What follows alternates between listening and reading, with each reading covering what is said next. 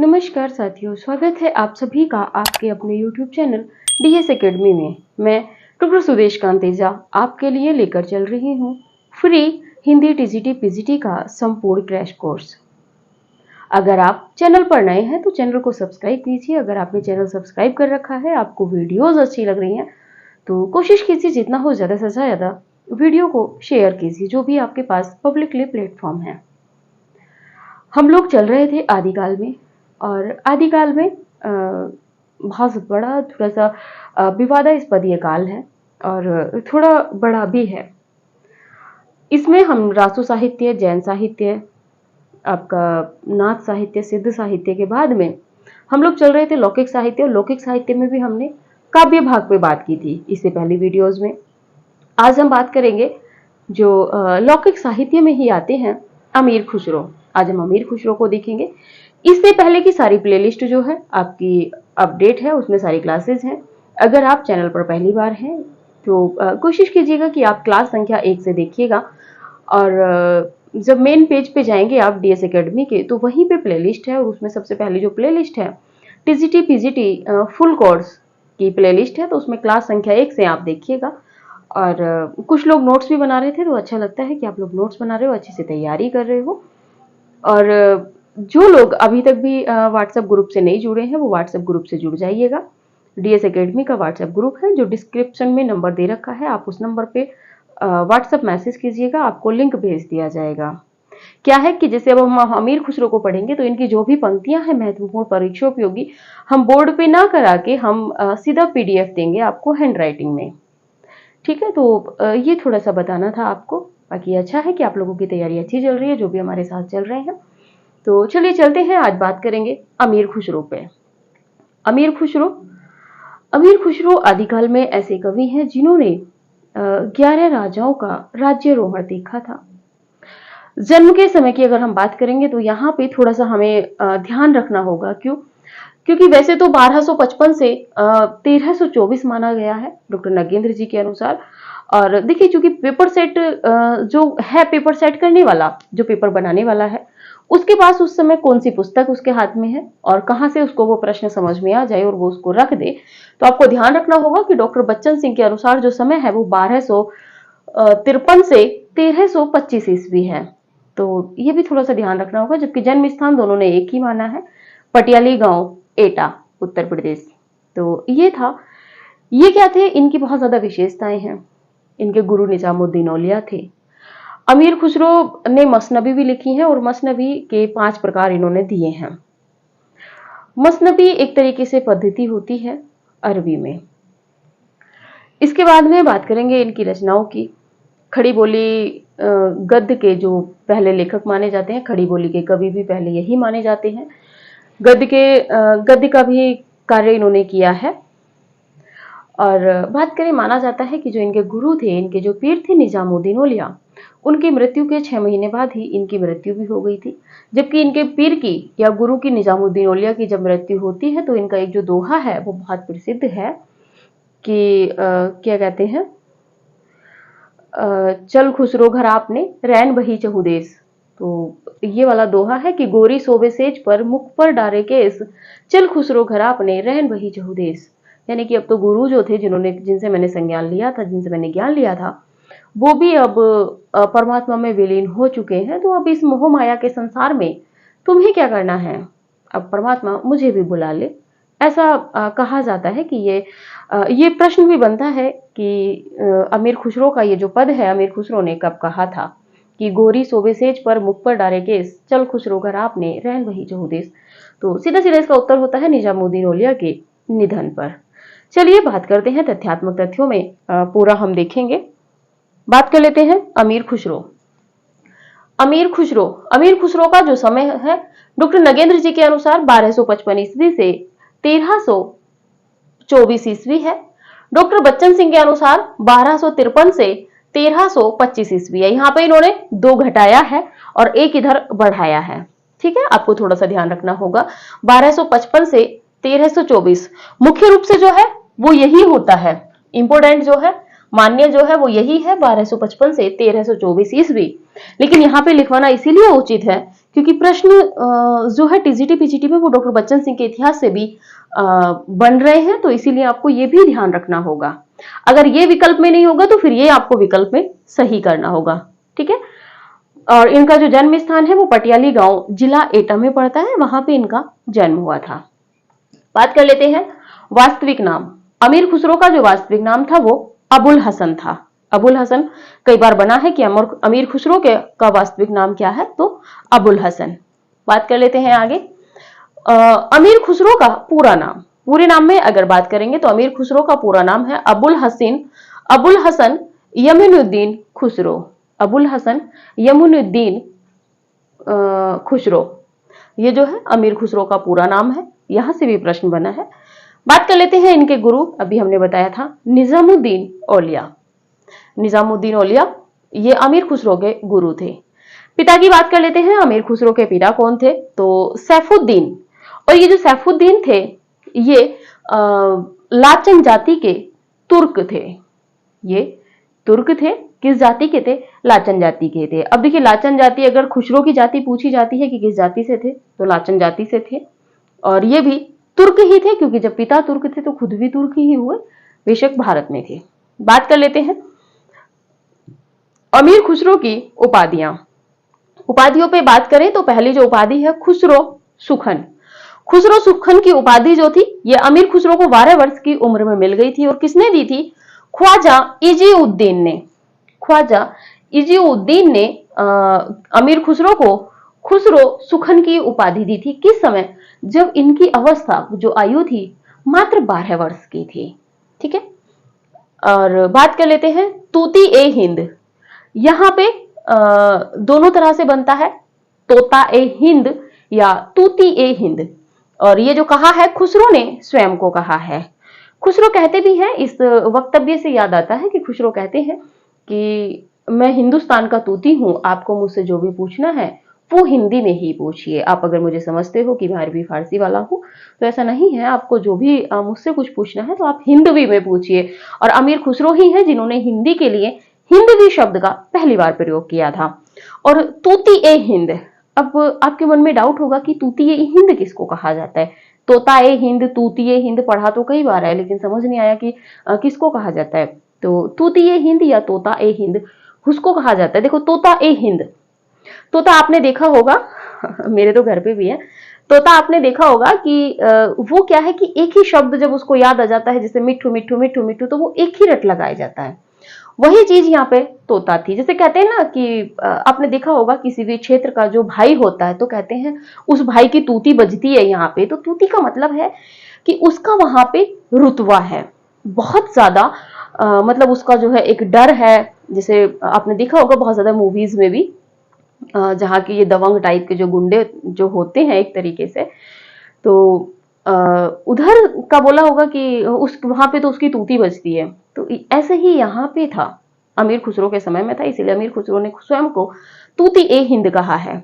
क्योंकि इस समय पे इनके सामने कोई और कवि नहीं टिक रहा था। और इनकी जो थी, अब चूंकि 11 राजाओं का राज्यारोहण इन्होंने देखा था, और जो आपके खिजली हैं, तुगलक हैं, गुलाम हैं, इन सबके समय में भी ये थे। तो इनकी जो है एक राजाओं के राज्यों में इनकी एक तूती बजती थी। मतलब एक तरीके से ये जो कहते थे या बहुत ज्यादा ये लेखन करते थे, इसलिए इन्होंने अपने आप को स्वयं तूती ए हिंद कहा है। तोता ए हिंद या तूती ए हिंद ये इन्हीं के विषय में है और इन्होंने स्वयं कहा है। स्पष्ट हुआ होगा मुझे लगा है। बात कर लेते हैं अमीर। जो अमीर उपाधि थी इनको जलालुद्दीन खिलजी ने दी थी। जो अमीर शब्द का प्रयोग इनके लिए कहा था, अमीर खुसरो के लिए किया था, वो जलालुद्दीन खिलजी ने किया था। और जो जलालुद्दीन खिलजी था ये अलाउद्दीन के चाचा थे, ठीक है। बात कर लेते हैं अगली उपाधि राजकवि। राजकवि की जो उपाधि अमीर खुसरो को दी थी वो दी थी अलाउद्दीन खिलजी ने। अलाउद्दीन खिलजी ने अमीर खुसरो को राजकवि कहा है, ठीक है। स्पष्ट हुआ होगा। बात कर लेते हैं आगे। अमीर खुसरो को कवियों में महाकवि व कवियों में राजकुमार ईश्वरी प्रसाद ने कहा है। महत्वपूर्ण तथ्य है। अमीर खुसरो को कवियों में महाकवि और कवियों में राजकुमार किसने कहा है, तो ईश्वरी प्रसाद जी ने कहा है। और कवियों के राजकुमार और कवियों में महाकवि। ये खड़ी बोली के प्रथम कवि माने जाते हैं। खड़ी बोली का प्रथम प्रयोगकर्ता के रूप में जिसको देखा जाता है तो अमीर खुसरो जी हैं और यही खड़ी बोली के प्रथम प्रयोगकर्ता हैं, पहली बार इन्होंने प्रयोग किया है। डॉक्टर रामकुमार वर्मा ने इन्हें यानी कि अमीर खुसरो को अवधी भाषा का प्रथम कवि कहा है। अमीर खुसरो को अवधी भाषा का प्रथम कवि किसने माना है? तो डॉक्टर रामकुमार वर्मा जी ने। आप स्क्रीनशॉट लीजिए, फिर आगे बढ़ते हैं। चलिए,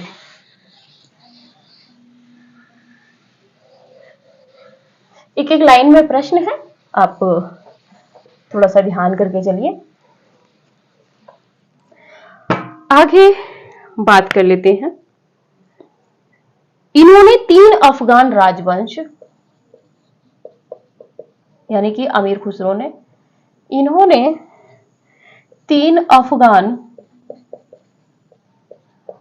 राजवंश व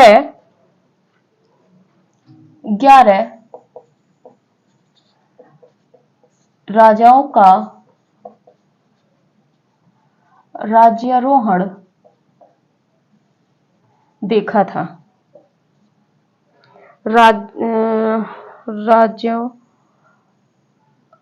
राजाओं का उत्थान पतन लिखिए। यहां पर उत्थान पतन इसीलिए आएगा, राज्यारोहण की भी बात है और देखिए जब एक राजा जाता है दूसरा आता है तो ये सही होता है। बात कर लेते हैं सबसे पहले विरुद्धों का सामंजस्य। सबसे पहले विरुद्धों का सामंजस्य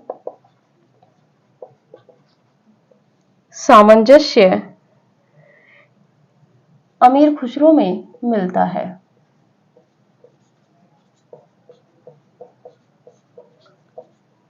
अमीर खुसरो में मिलता है। ये हिंदू मुस्लिम हिंदू इस्लामी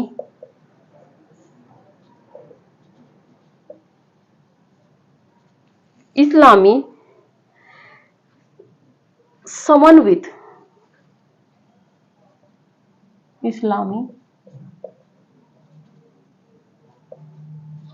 इस्लामी समन्वित संस्कृति के प्रथम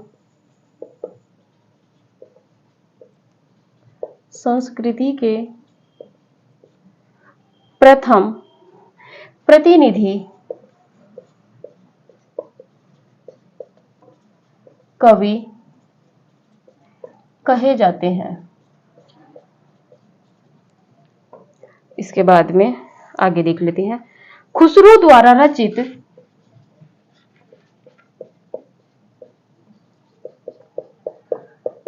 द्वारा रचित ग्रंथों की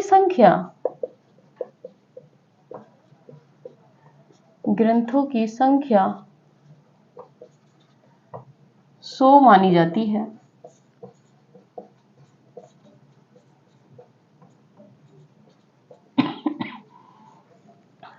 जबकि इनमें से अब 20 या 21 ही उपलब्ध हैं।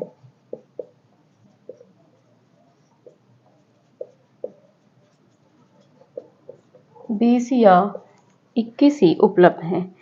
इनकी अधिकांश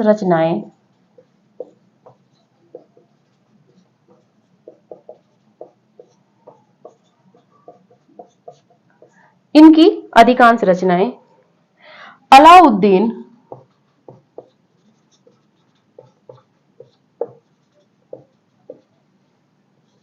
खिलजी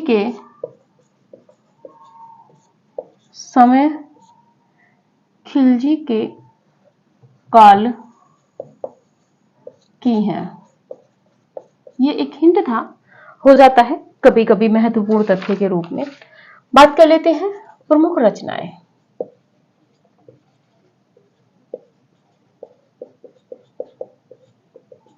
थोड़ा कम समय में इसको आज हम फिनिश करेंगे। चलिए यहीं पे लिख लेते हैं खालिक बारी।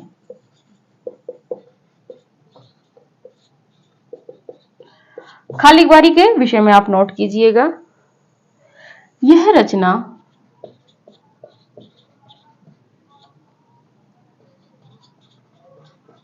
तुर्की भाषा का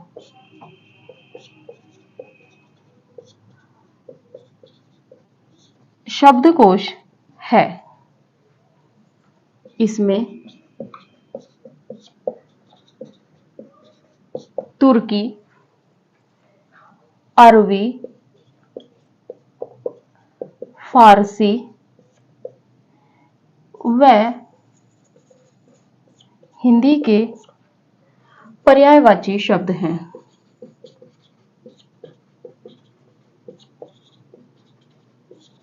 हिंदी के पर्यायवाची शब्द हैं। खुसरो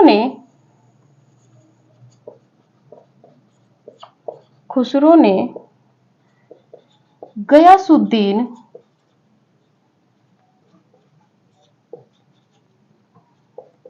तुगलक के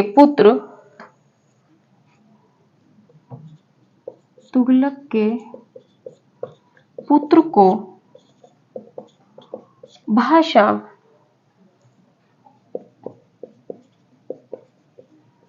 सिखाने के लिए इसकी रचना की थी।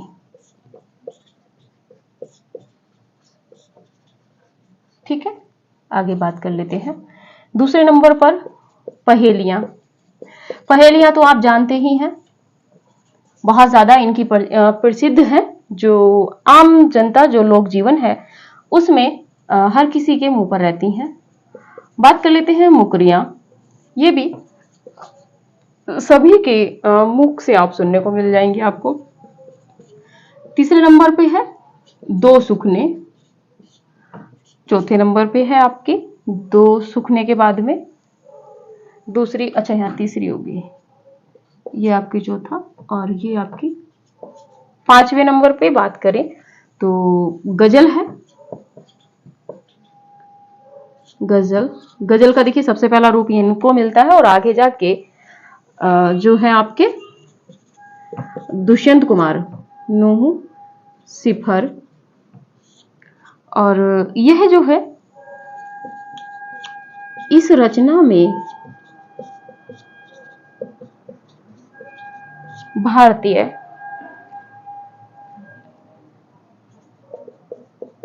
बोलियों का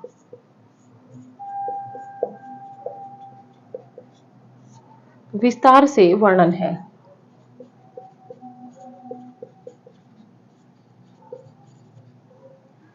बाद में बात कर लेते हैं सातवें नंबर की नजरान ए हिंद। नजरान ए हिंद।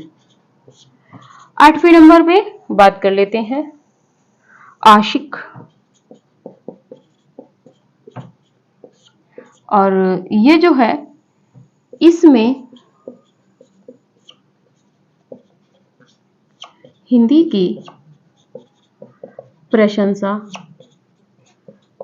की गई है। ठीक है, आगे बात कर लेते हैं 9वें नंबर पे आवाज ए खुसरवी। आवाज ए खुसरवी, इसके विषय में बात कर लेते हैं। यह है संगीत विषयक रचना है। 10वें नंबर पे बात कर लेते हैं ख्वाजा उद्दीन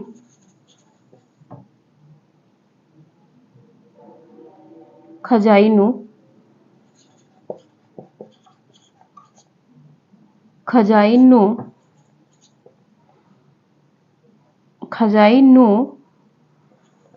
लपुतुहु नाम ऐसे हैं। इस रचना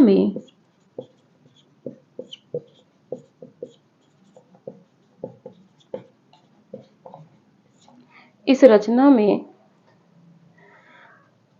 अलाउद्दीन खिलजी के विजयों का, जो उसने विजय प्राप्त की थी, का वर्णन है।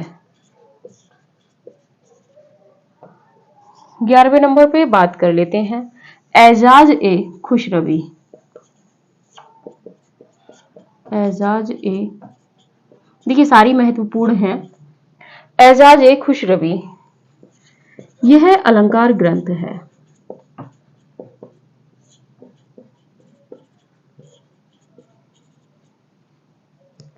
बात कर लेते हैं 12वें नंबर पे चिश्तान। इसके बाद में 13वें नंबर पे बात करें आइन ए सिकंदरी। आइन ए सिकंदरी, ये थी आपकी अमीर खुसरो की रचनाएं। ये रचनाएं हैं, सारी की सारी जो रचनाएं हैं ये हायर और नेट परीक्षाओं में पूछी गई हैं। बात कर लेते हैं अमीर खुसरो की। इन्होंने 3 अफगान राजवंश व 11 राजाओं का उत्थान पतन देखा था। ठीक है, ये हुआ। इन्होंने, ये प्रश्न बना है नीट में भी और बाकी परीक्षाओं में भी कि किस कवि ने 11 राजाओं का राज्यारोहण देखा था, या अमीर खुसरो ने कितने राजाओं का राज्यारोहण देखा था। 10, 11, 7, 5, तो इस तरीके से 11 आपका सही रहेगा। बात कर लेते हैं अगले कथन तथ्य पे। सबसे पहले विरुद्धों का सामंजस्य अमीर खुसरो में मिलता है। ये हिंदू इस्लामी समन्वित संस्कृति के प्रथम प्रतिनिधि कवि कहे जाते हैं। तो देखिए सामंजस्य का कवि वैसे तो तुलसीदास जी को कहा गया है, आगे जाके मैथिली शरण गुप्त को कहा जाता है, लेकिन जो बीजांकुर हुआ था वो आदिकाल में हो गया था अमीर खुसरो के माध्यम से। अब सामंजस्य का मतलब होता है कि जहां पे दो विचारों का, जो विरोधी विचार हैं उनको एक जगह बैठाना, दो संस्कृतियां हैं उनको एक जगह लाना, दो संप्रदाय हैं उनको एक जगह बैठाना, तो इस तरीके से ये समन्वय होता है। दो विपरीत धाराओं को एक जगह जब जोड़ा जाता है तो वहां पर समन्वय होता है। इन्होंने किसका समन्वय किया था, सामंजस्य किया था? हिंदू इस्लामी समन्वित संस्कृति। हिंदू जो हमारी है और जो इस्लामी संस्कृति थी उसको इन्होंने एक साथ मिलाने का काम किया था, और ये मिलाने वाले उसको पहले कवि कहे जाते हैं। बात कर लेते हैं आगे। खुसरो द्वारा रचित ग्रंथों की संख्या वैसे 100 मानी जाती है, लेकिन वर्तमान में जो है वो 20, 22 या 20, 21 मिलती है। आपसे संख्या नहीं पूछी जाएगी, आपसे संख्या पूछी जाएगी तो कितने ग्रंथ मिलते हैं, तो आपकी कितनी संख्या मानी जाती है? 100 मानी जाती है। वर्तमान में कितनी मिली है ये नहीं प्रश्न बनेगा। बात कर लेते हैं इनकी प्रमुख रचनाओं की। पहली रचना है खालिक बारी। खालिक बारी रचना ये एक शब्दकोश है, शब्दकोश है, और ये जो है इन्होंने खालिक बारी, और ये तथ्य छूटा था, इनकी अधिकांश रचनाएं जो है अमीर खुसरो ने जो रचनाएं सबसे ज्यादा लिखी हैं वो अलाउद्दीन खिलजी के काल में लिखी हैं। ये तथ्य छूट गया था। ठीक है, कई बार प्रश्न बन जाता है कि किसने, अमीर खुसरो ने किसके शासनकाल में सबसे अधिक रचनाएं लिखी थी, तो अलाउद्दीन खिलजी के समय में। पहली रचना की बात करते हैं खालिक बारी। यह रचना तुर्की भाषा का शब्दकोश है। महत्वपूर्ण हो जाता है कि इस भाषा का शब्दकोश है, तो तुर्की भाषा का शब्दकोश है खालिक बारी। इसमें तुर्की, अरबी, फारसी व हिंदी के पर्यायवाची शब्द हैं। किस तरह का शब्दकोश है? पर्यायवाची शब्दों का। खुसरो ने गयासुद्दीन तुगलक के पुत्र को भाषा सिखाने के लिए इसकी रचना की थी। देखिए बहुत महत्वपूर्ण है, यहां से प्रश्न बनेगा। अलाउद्दीन ने गयासुद्दीन तुगलक, क्षमा कीजिए, अमीर खुसरो ने, एक ही रिदम में है, अमीर खुसरो ने गयासुद्दीन तुगलक के पुत्र को सिखाने के लिए किस रचना का वर्णन किया, मतलब किस रचना को लिखा था? तो ये जो आपकी रचना है ये हो जाएगी खालिक बारी। आगे बात कर लेते हैं पहेलियां। पहेलियां आप सभी के कंठस्थ रहती हैं। एक थाल मोती से भरा, सब उसके सिर पे उदा धरा, चारों ओर थाल फिरे, मोती उसका एक न गिरे आकाश। तो इस तरीके से आपने देखी होंगी पहेलियां। मुकरिया भी अमीर खुसरो की हैं। दो सुखने अमीर खुसरो की महत्वपूर्ण है। गजल, प्रथम गजलकार भी ये माने जाते हैं। बात कर लेते हैं नुहू सिपर। नुहू सिपर, इस रचना में भारतीय बोलियों का विस्तार से वर्णन है। नुहू सिपर में अमीर खुसरो ने जो भारत की बोलियां हैं, लोक बोलियां, उनका विस्तार से वर्णन किया है। आगे बात कर लेते हैं, 7वीं रचना है नजरान ए हिंद। 8वीं रचना है आशिक। आशिक रचना, इसमें हिंदी की प्रशंसा की गई है। अमीर खुसरो ने अपनी किस रचना में हिंदी की प्रशंसा की है? तो आशिक, यानी कि जो अमीर खुसरो थे वो हिंदी भाषा के आशिक थे। आप तथ्यों को जोड़िएगा थोड़ा सा। आगे बात कर लेते हैं। नवी रचना है आवाज ए खुशरबी। आवाज ए खुशरबी यह संगीत विषयक रचना है। आवाज, आपको पता है जो संगीतकार होते हैं उनकी आवाज बहुत मधुर होती है, तो इस तरीके से कोरिलेट कीजिए कि आवाज ए खुशरबी जो रचना है वो संगीत विषयक रचना है। 10वें नंबर पे बात कर लेते हैं खजाइनु लपुतुहु। खजाइनु लपुतुहु, यह जो रचना है इस रचना में अलाउद्दीन खिलजी के विजयों का वर्णन है। तो किस रचना में अमीर खुसरो ने अलाउद्दीन खिलजी के विजयों का वर्णन किया है? तो खजाइनु लपुतुहु में किया है।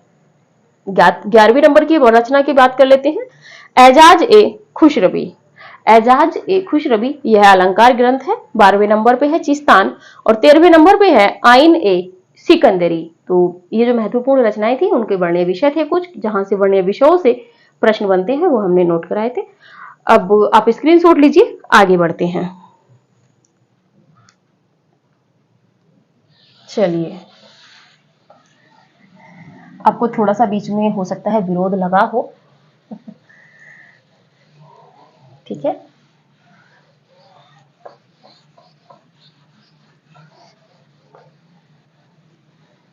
चलिए आगे बात कर लेते हैं अमीर खुसरो को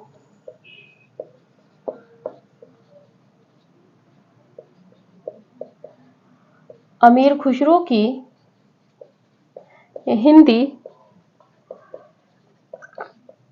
रचनाओं का प्रथम संकलन जवाहरे खुशरवी,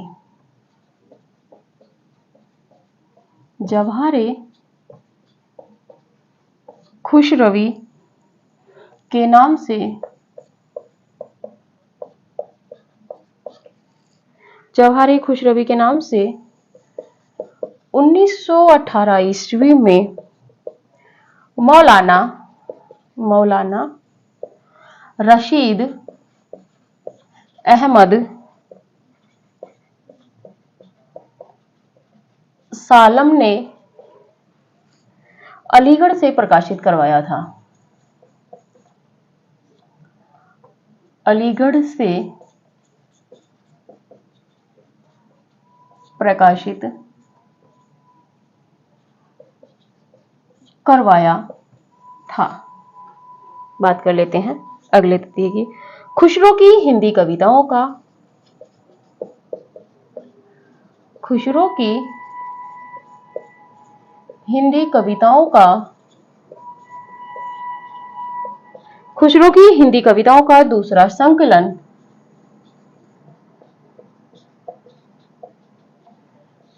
संकलन बाबू ब्रजनंदन दास ने खुसरो की किस नाम से किया था? तो वो है खुसरो की हिंदी कविता।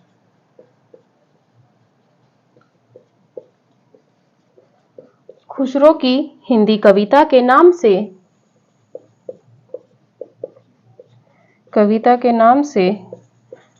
1922 ईस्वी में नागरी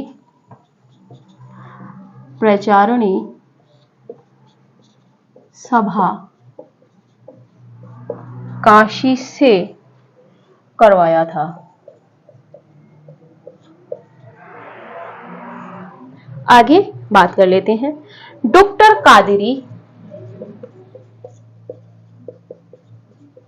कादिरी व प्रोफेसर शेरानी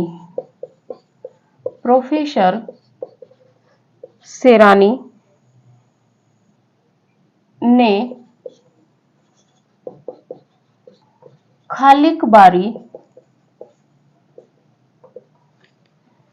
को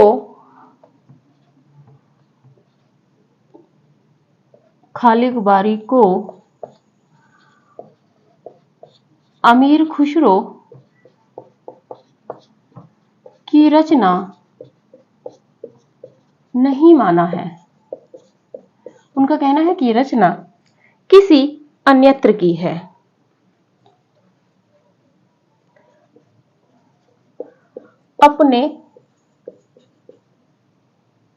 अपने मसनवियों में खुसरो ने सम्राट से पहले अपनी कीजिए यहां पर अपनी मसनवियों में खुसरो ने सम्राट से पहले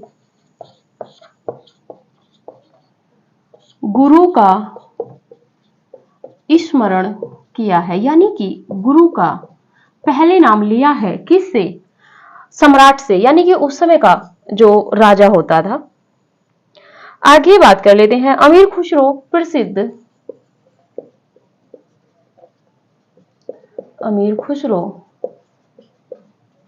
प्रसिद्ध संगीतज्ञ थे। खुसरो ने ध्रुपद के स्थान पर कोल या कव्वाली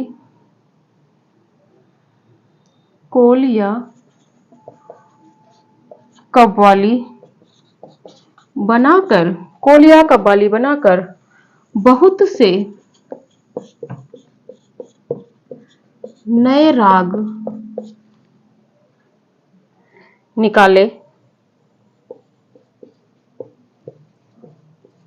निकाले जो आज भी प्रचलित हैं। इसके बाद में बात कर लेते हैं हिंदी का पहला सूफी कवि। हिंदी का पहला सूफी कवि अमीर खुसरो हैं।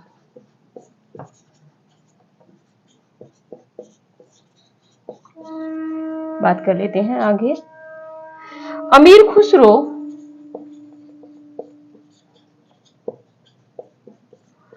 खुसरो सितार और तबला के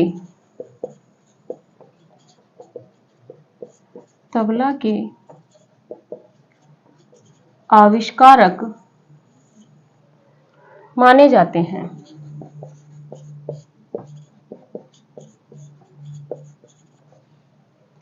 अगले तथ्य में बात कर लेते हैं। अमीर खुसरो ने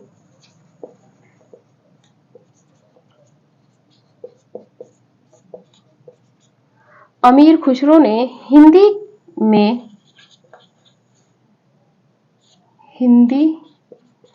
के लिए हिंदवी शब्द का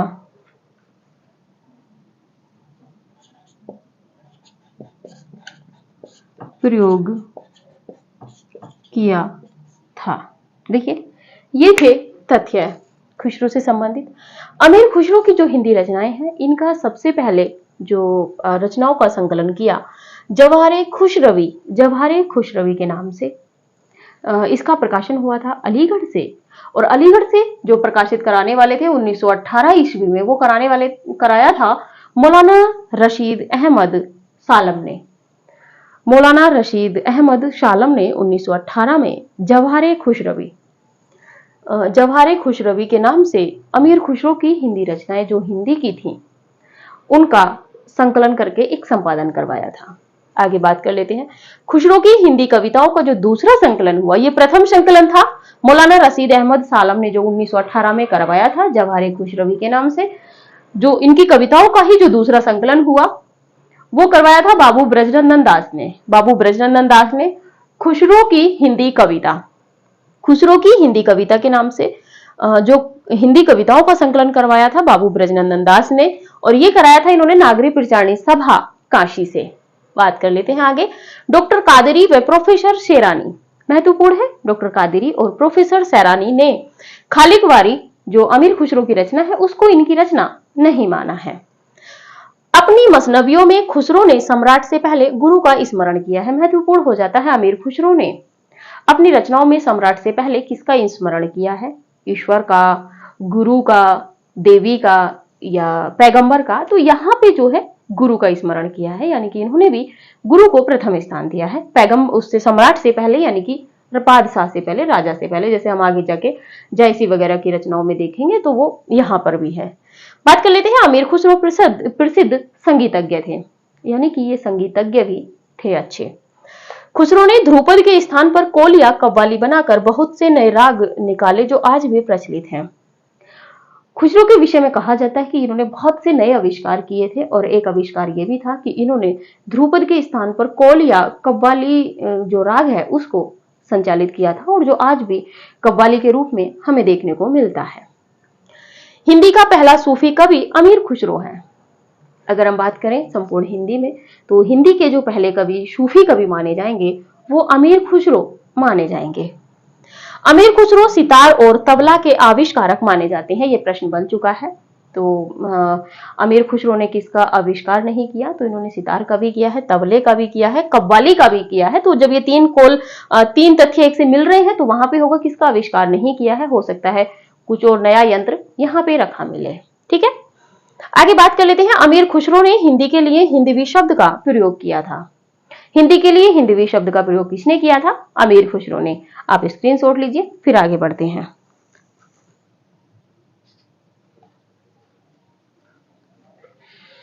चलिए,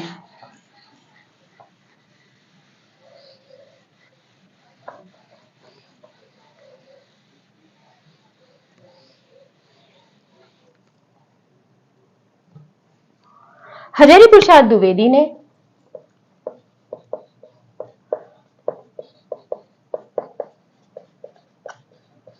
हजारी प्रसाद द्विवेदी ने अमीर खुसरो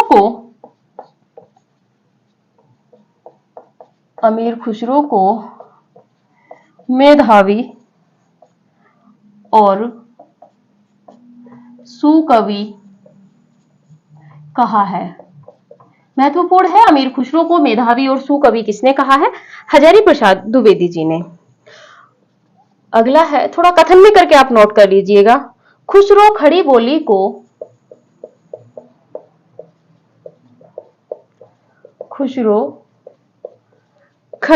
को हिंदी काव्य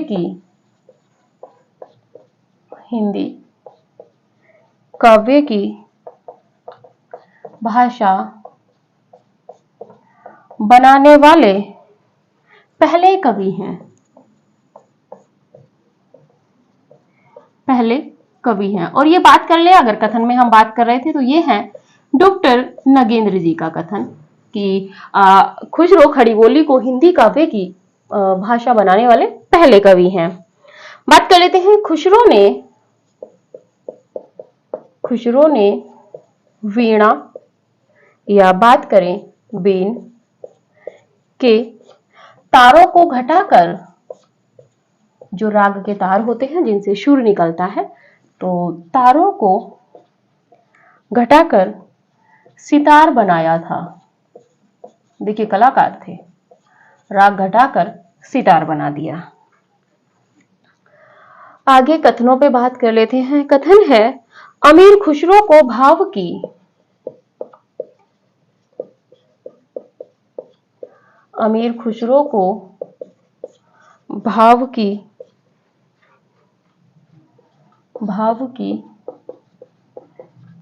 गहराई की दृष्टि से भले ही महत्व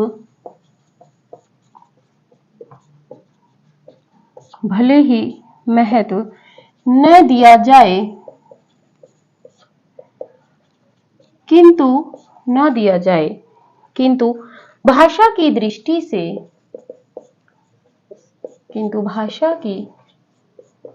दृष्टि से उनकी पहेलियां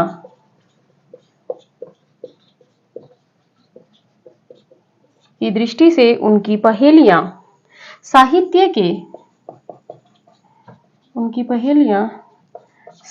के इतिहास का एक महत्वपूर्ण अंग रहेंगी। साहित्य के इतिहास का एक महत्वपूर्ण अंग रहेंगी। और ये जो कथन है डॉक्टर नगेंद्र जी का है। आगे बात कर लेते हैं अगले कथन की। दरबार और मठ में, देखिए जो प्रश्न बनेंगे वहीं से कथन लिए हैं, बहुत ज्यादा कथन भी नहीं लिए हैं। मठ में तालमेल बैठाने के सिवा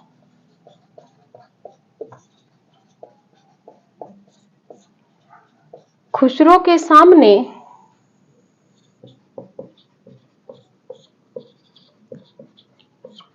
अन्य विकल्प न था। और ये जो कथन है महत्वपूर्ण है डॉक्टर बच्चन सिंह, क्योंकि डॉक्टर बच्चन सिंह पे बहुत ज्यादा आप भी फोकस कीजिएगा, क्योंकि वहां से प्रश्न अधिक बन रहे हैं। आगे बात कर लेते हैं भारत की जमीन को। अगला कथन है कि भारत की जमीन को इतना प्यार करने वाले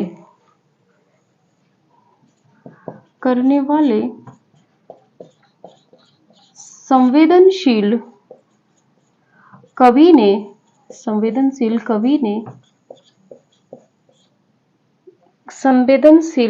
ने जनता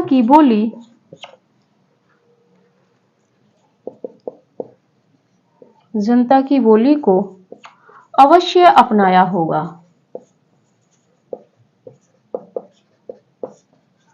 और ये भी जो कथन है डॉक्टर बच्चन सिंह।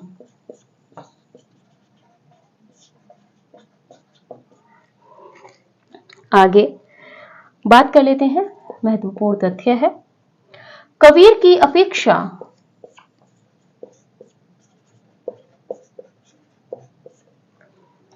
अपेक्षा खुसरो का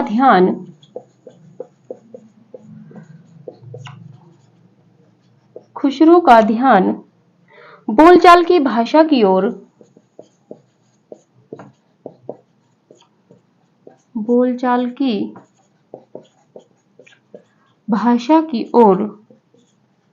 अधिक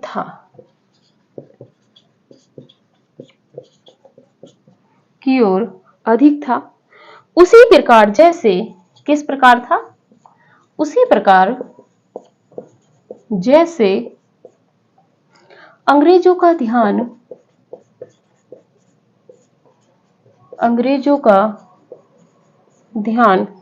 बोलचाल की भाषा की ओर अधिक था। अंग्रेजों का ध्यान बोलचाल की भाषा की ओर अधिक था। और ये जो कथन है ये है आचार्य शुक्ल जी का। ठीक है, बाकी के कथन अभी देखेंगे, एक दो कथन और बचे। बात कर लेते हैं हजारी प्रसाद द्विवेदी ने अमीर खुसरो को मेधावी और सुकवि कहा है। अमीर खुसरो को मेधावी और सुकवि किसने कहा है? हजारी प्रसाद द्विवेदी जी ने। कथन है खुसरो खड़ी बोली को हिंदी काव्य की भाषा बनाने वाले पहले कवि हैं। सीधा सीधा प्रश्न आ जाएगा कि खड़ी बोली हिंदी को काव्य की भाषा बनाने वाले पहले कवि कौन है? तो अमीर खुसरो हैं। कथन किसने दिया है? तो डॉक्टर नगेंद्र जी के इतिहास से है। बात कर लेते हैं कि खुसरो ने वीणा यानी कि जो बीन होती है सरस्वती की के तारों को घटाकर उसमें जो तार होते हैं, जो 7 की 9 तार होते हैं, तो उनको घटाकर सितार बनाया है। जो सितार बना है वो उसका जो जन्म हुआ है कैसे हुआ है? तो अमीर खुसरो ने वीणा के तारों को घटाकर सितार बनाया है। कथन है अमीर खुसरो को भाव की गहराई की दृष्टि से भले ही महत्व ना दिया जाए, किंतु भाषा की दृष्टि से उनकी पहेलियां साहित्य के इतिहास का एक महत्वपूर्ण अंग रहेंगी, ऐसा कहने वाले डॉक्टर नगेंद्र हैं। उन्होंने कहा है कि जो भावात्मक जो तथ्य होते हैं, भावात्मक जो शैली होती है काव्य की, अगर उसकी दृष्टि से देखा जाए तो खुसरो को स्थान दिया जाए या ना दिया जाए कोई फर्क नहीं पड़ता, लेकिन किंतु इनका जो काव्य है वो भाषा की दृष्टि से जो उनकी पहेलियां हैं, साहित्य के इतिहास का एक महत्वपूर्ण अंग है, क्योंकि हम देखते हैं कि पहेलियां उनकी जो है हमेशा ही लोक जीवन में प्रचलित है। बहुत ज्यादा लिखित इसके प्रमाण नहीं है, उसके बाद भी ये लोगों को कंठस्थ होती हैं। हम देखते हैं कि नेट में भी अमीर खुसरो को लगाया गया है और उनकी पहेलियों से प्रश्न बनते हैं। जैसे अरहर की दाल के विषय में प्रश्न बनता है, ठीक है। तो इस तरीके से उनकी जो पहेलियां हैं वो भी आपको नोट्स में मिलेंगी। बात कर लेते हैं आगे। दरबार और मठ में तालमेल बैठाने के सिवा खुसरो के सामने अन्य विकल्प ना था। यह कथन किसका है? डॉक्टर बच्चन सिंह का है। डॉक्टर बच्चन सिंह ने कहा है कि दरबार और मठ, यानी कि दरबार जो मुगल दरबार था, मठ यानी कि हिंदू, इन दोनों में तालमेल बैठाने के सिवा अमीर खुसरो के पास दूसरा विकल्प नहीं था। और यह कथन कहा है डॉक्टर बच्चन सिंह ने। बात कर लेते हैं आगे। भारत की जमीन को इतना प्यार करने वाले संवेदनशील कवि ने जनता की बोली को अवश्य अपनाया होगा, ऐसा भी कहने वाले कौन है? डॉक्टर बच्चन सिंह। महत्वपूर्ण कथन है डॉक्टर बच्चन सिंह के। आगे बात कर लेते हैं कि कबीर की अपेक्षा खुसरो का ध्यान बोलचाल की भाषा की ओर अधिक था। उसी प्रकार जैसे अंग्रेजों का ध्यान बोलचाल की भाषा की ओर अधिक था, ये कथन कहने वाले हैं आचार्य रामचंद्र शुक्ल जी। आप स्क्रीनशॉट लीजिए, आगे के कथन देखते हैं। चलिए,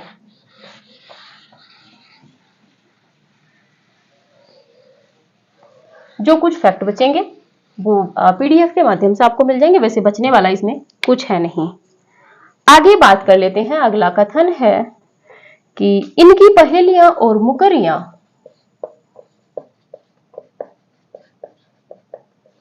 इनकी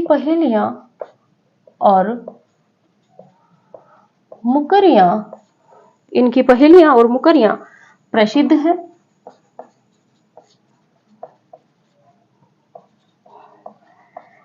इनमें उक्ति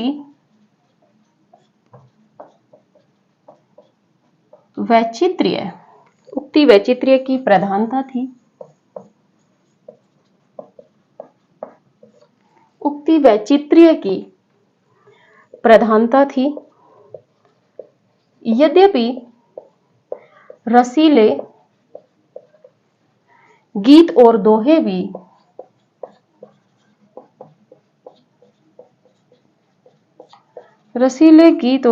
भी इन्होंने लिखे हैं, और ये भी जो कथन है, ये भी कथन है आचार्य शुक्ल जी। ठीक है। इसके बाद में अगला कथन देखिए, महत्वपूर्ण कथन है, एक बार प्रश्न बना है। खुसरो का लक्ष्य जनता का मनोरंजन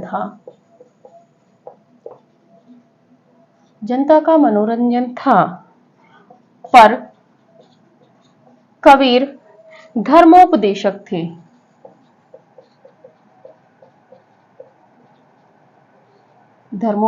थे। और ये जो कथन है, ये कथन भी आचार्य शुक्ल जी का है। आचार्य शुक्ल जी का। आगे बात कर लेते हैं।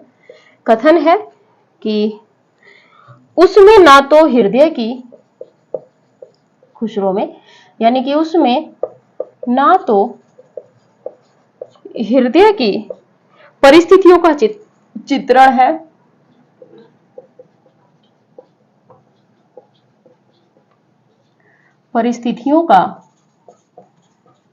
चित्रण है, और ना कोई संदेश ही,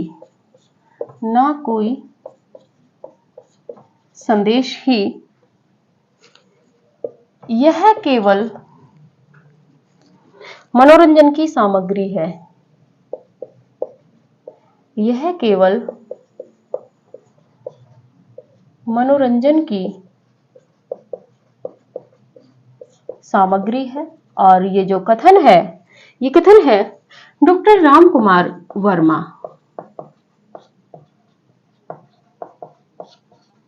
महत्वपूर्ण है परीक्षोपयोगी दृष्टि से। बात कर लेते हैं अगले कथन की, लास्ट में है, खुसरो हिंदी के पहले कवि हैं। खुसरो हिंदी के पहले कवि हैं जिन्होंने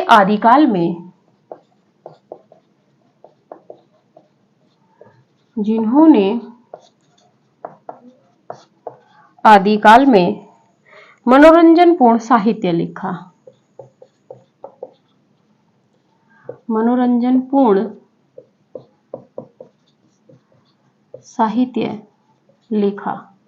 और ये जो कथन है, ये कथन है हजारी प्रसाद द्विवेदी। चलिए बात कर लेते हैं, एक और लास्ट वाला कथन है, अंतिम कथन है, खुसरो ने लोक रुचि को ध्यान में रखकर, खुसरो ने लोक रुचि को ध्यान में रखकर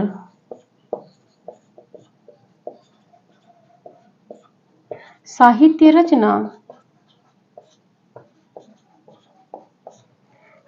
रचना की है।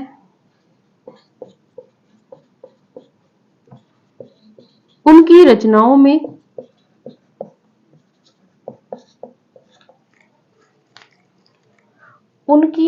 में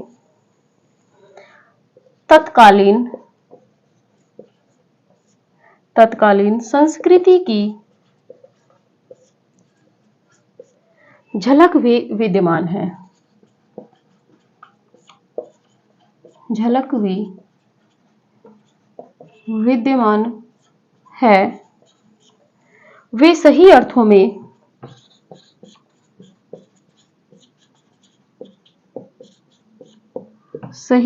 में जन कवि हैं।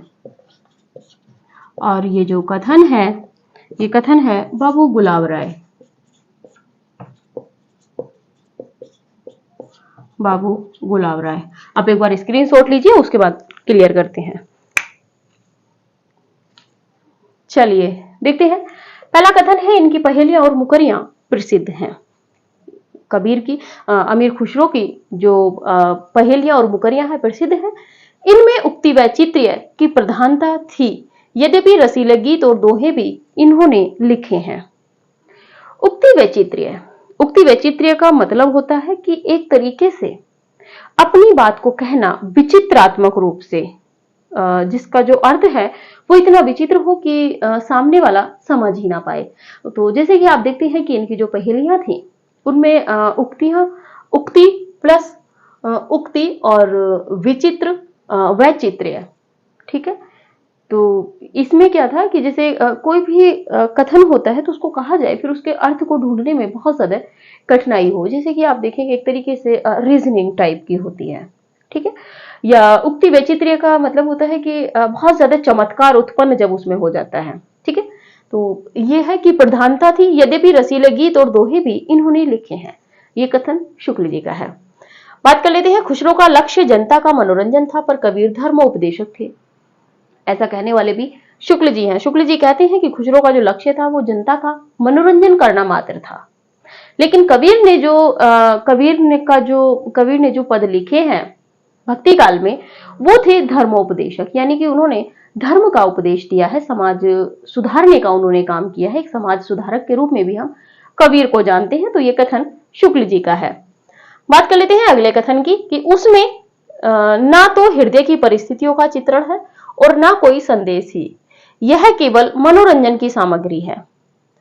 देखिए यहाँ पे लक्ष्य, खुसरो का लक्ष्य जो था वो जनता का मनोरंजन था, वो ऐसा कहा है शुक्ल जी ने। लेकिन वहीं पे रामकुमार वर्मा जी कह रहे हैं विपरीत में जाके कि उनका यह केवल मनोरंजन की सामग्री है। तो मनोरंजन की सामग्री किसको कहा है?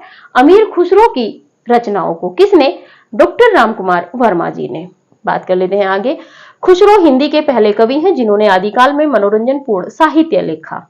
खुसरो हिंदी के ऐसे पहले कवि हैं जिन्होंने आदिकाल में मनोरंजन पूर्ण साहित्य लिखा। ऐसे कहने वाले हजारी प्रसाद द्विवेदी जी हैं, क्योंकि हमने देखा है लौकिक साहित्य, वीर रासो साहित्य, जैन साहित्य, बौद्ध, नाथ, तो इन समय किसी ने भी मनोरंजन का कार्य नहीं किया था। और ऐसा करने वाले पहले कौन है? अमीर खुसरो। और ये कहने वाले आलोचक हजारी प्रसाद द्विवेदी जी हैं कि आदिकाल में मनोरंजन पूर्ण साहित्य जो लिखा है, पहले कवि है वो खुसरो है। अगला और अंतिम कथन है कि खुसरो ने लोक रुचि को ध्यान में रखकर साहित्य रचना की है, यानी कि जो जनजीवन है उसको ध्यान में रखकर उन्होंने रचना की है। उनकी रचनाओं में तत्कालीन संस्कृति की झलक विद्यमान है। वे सही अर्थों में जन कवि हैं। जन कवि किसको कहा जाता है? जो जनता का कवि होता है। जैसे आगे जाके हम देखेंगे नागार्जुन को भी जन कवि कहा गया है, लेकिन यह आदिकाल में जन कवि किसको कहा गया है? अमीर खुसरो को किसने कहा है? बाबू गुलाब राय जी ने। तो देखिए कथन कहां से निकल आते हैं। आप जो कहते हैं ना कि उपाधियां कोई देता नहीं है। जिसने जिसपे कुछ विशेष तथ्य लिखे होते हैं वहीं से कोई भी कोट कर लेता है। अब देखिए यहाँ पे सीधा सीधा कथन था कि खुसरो ने लोक रुचि को ध्यान में रखकर साहित्य रचना की है।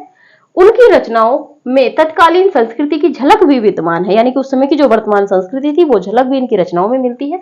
वे सही अर्थों में जन कवि हैं। अब यहीं से ये प्रश्न बना लेगा कि जो है अमीर खुसरो को जन कवि किसने कहा है? तो बाबू गुलाब राय जी ने। ठीक है, यहीं से प्रश्न बन जाते हैं, यहीं से कथन बन जाते हैं। तो ये होता है, एक दृष्टि है अपनी अपनी। तो देखिए आज की क्लास जो है हमारी खुसरो पर ही है और आज की क्लास यहीं पे समाप्त होती है। फिर से एक ही बात कहेंगे, अगर आप न्यू कैंडिडेट हैं तो चैनल को सब्सक्राइब कर दीजिए। आप सब्सक्राइब कर लिया है, वीडियो आपको अच्छी लग रही है तो जितना हो ज़्यादा से ज़्यादा शेयर कीजिएगा और कोशिश कीजिए जितने भी कैंडिडेट हमारे साथ में नवीन जुड़ रहे हैं, अभी बहुत ज़्यादा आगे हम निकले नहीं हैं और निकल भी जाएंगे तो भी कोई फर्क नहीं पड़ता है। आप शुरू से क्लासेस देखिए और अपना एक अच्छा संकलन, एक नोट्स अपने पास आप तैयार रखिए, क्योंकि लास्ट मोमेंट जब परीक्षा के अंतिम दिन होते हैं, जो निर्णायक तिथि दिन होते हैं 10, 15, 1 महीना, उसमें हमें हमारा जो हैंड रिटन नोट्स होता है वही काम आता है, ना किसी की वीडियो, ना कोई किताबें। और अपने नोट्स को इतने अच्छे से सुव्यवस्थित करके बनाइए जैसे हम आपको व्यवस्थित रूप में क्लासेस दे रहे हैं। तो ठीक है, यहीं पे इतना ही। मिलेंगे अगली वीडियो में विद्यापति के साथ में, जानेंगे विद्यापति की बहुत ज्यादा विशेषताएं, बहुत ज्यादा उपाधियां और उनकी रचनाओं की जो अन्यत्र विशेषता है। लेकिन हम जितना पढ़े हैं अमीर खुसरो को, यकीन मानिए यहाँ से बाहर प्रश्न नहीं जाएगा अगर अमीर खुसरो से प्रश्न बनता है तो। ठीक है, तो इसी के साथ में आज की क्लास यहीं तक। मिलते हैं अगली क्लास में विद्यापति के साथ। तब तक के लिए नमस्कार। आप अपना वादा भूलिएगा नहीं, वीडियो को लाइक कीजिए, कमेंट कीजिए और जितना हो शेयर करते रहिए। ठीक है, धन्यवाद।